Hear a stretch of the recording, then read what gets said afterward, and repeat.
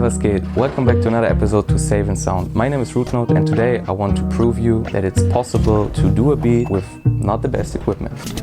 I actually just want to use the sound of the guitar, so meaning I want to sample the kick, the snare, the entire perks out of that one. And yeah, I'm going to demonstrate you basically how to do it, what kind of techniques you can do to achieve like cool sounds in terms of layering. I think that's it. So there we go. Yeah, so basically I just want to show you that it's possible to do great beats with not the best equipment. All right, so this would be the kick drum. And I might layer it with that one. All right, now the snare. Also layering it with that one here. Now the hi-hat. So now I'm doing some random perks. Okay, using those harmonics.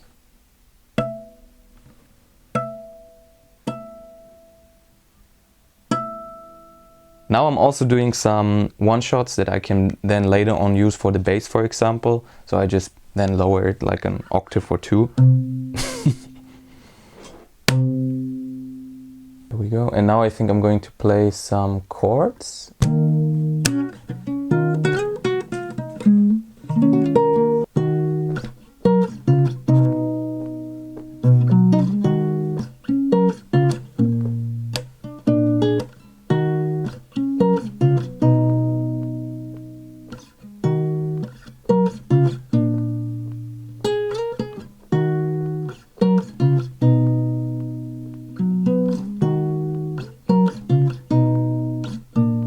Alright, now we have recorded a bunch of different stuff and the basic foundation. It's time to do some magic.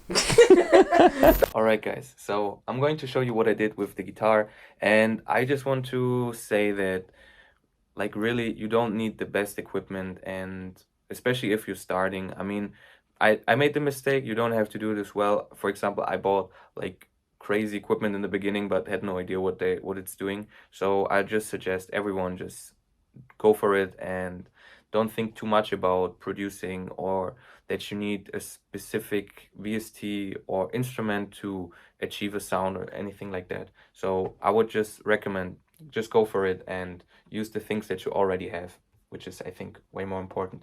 So let's see, I recorded the guitar, right? And as you can see, I lowered it by 12 dB for the intro. I also reversed it. And a really cool trick for doing this is basically copying this entire track and then, you know, using Command E for then making those cuts here and there where you want to have it reversed, you know. And then after that, you can basically just delete all of those parts, and you know, it's also like a good workflow, and then you have it basically reversed. All right. But yeah, for the reverse part, I just put RC20 on it. I love this button here because it gives it way more stereo feeling, and I think sometimes this is really important. Yeah, apart from that, we had this thing which was basically, or actually, the harmonics. Oh shit, hold on. That was Kevin, by the way. Kevin is a great videographer based in Berlin, so whenever you need nice videos or video content, he's the man, I swear. So as you can hear, this has like a lot of reverb, and I put this one in a sampler and just use it as a one shot, so nothing special. And I took out a lot of the highs. Oh, and I forgot something. This is actually really dope in the intro, I think, when we basically used like a snare. This was the snare, but with like reverb and some EQing here and there. Doesn't sound that cool, but with reverb, everything sounds so dope with reverb. I don't know why. Yeah, anyways.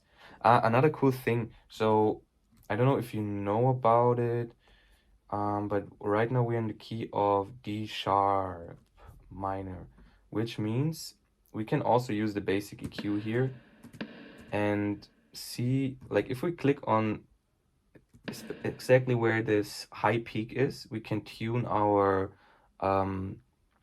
our snare or kicks, kind of, you know. So for example, if I'm here and you look at the bottom left, there's written an A, which is the third from D sharp. Oh no, I'm wrong. It's actually not even in the key. So what we should do is basically take all of the snares and then, for example, go up by one, so we are like in A sharp, which then is pretty dope. As you can see, we are here and the peak is there. All right, so we're in A sharp now, which is the fifth, like the dominant note, so it's like really good, and the snare and the instrumental in that sense will sound really good. Like it will sound better than before. Maybe you're not even noticing it, but trust me, it will. And what did I do here though? Okay, nothing, I thought. But yeah, here this is the same. We also need to go up by one. All right. This was just an idea what I had to finish, right? All right. After that we had the bass, which was actually just a one shot from like a C note. I also dragged it in the sampler. And as you can hear, the sounds like this. Dun, dun, dun, dun, dun, dun, dun. What is the song called? What is the song called? Let me know in the comments. I don't know yet. All right. And as you can hear, I did like a I used the frequency shifter to basically just go down. That should be actually like here. Oh, it sounds better. All right. You know, sometimes you go on a project and then you see or hear things that you want to have differently. Ah, that's the bridge part. We don't need it here actually as well. All right, and let's listen to the drums. I mean, for the instrumental part, I also took the harmonics and used some effects like also RC20. I used the preset sampler. And this one, GTR Stomp 6 or 4 or 2, like the guitar bundle from Waves is really dope, I think, because it's basically just like a pedal board for guitars with several effects. So you then can choose whatever you like and can also adjust the parameters there, which I think can be really handy sometimes. Especially, I think I just went down here for the mix knob, because sometimes you choose a preset and think it sounds dope, but there's too much like reverb or delay or whatever, and then you can just tweak it there.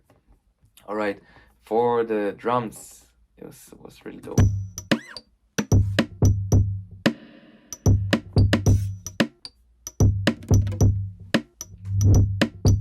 Yeah, as you can see and hear, this one is already really bouncy. I mean, for the kick, you know, in the beginning it sounded really like this.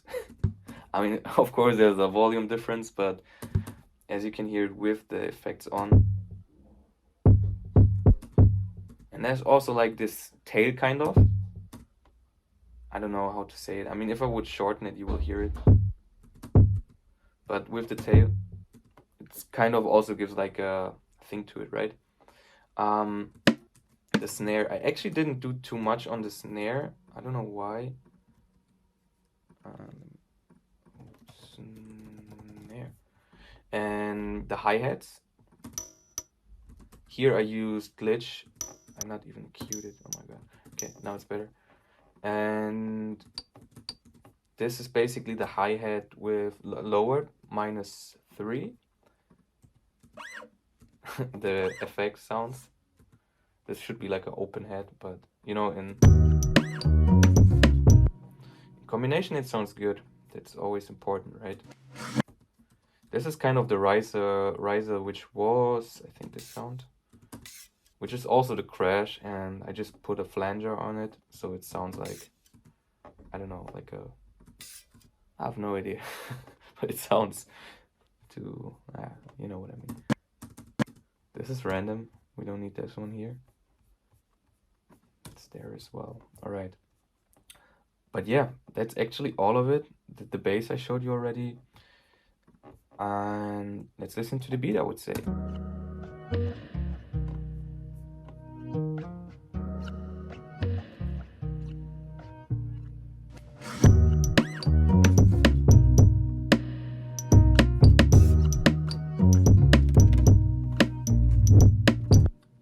this sound. I forgot. I think it's cool. Yeah, anyways.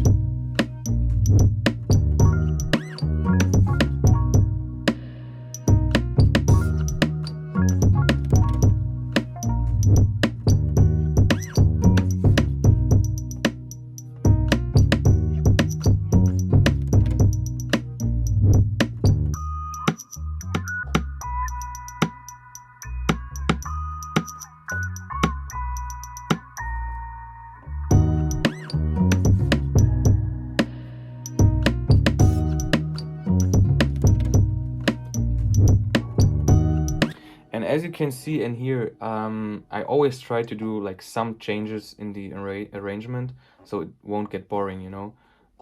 Yeah, that's basically it. Alright guys, that was it. Let me know what you think of this beat in the comments, and don't forget to stay focused, calm and safe and sound. See you in the next video.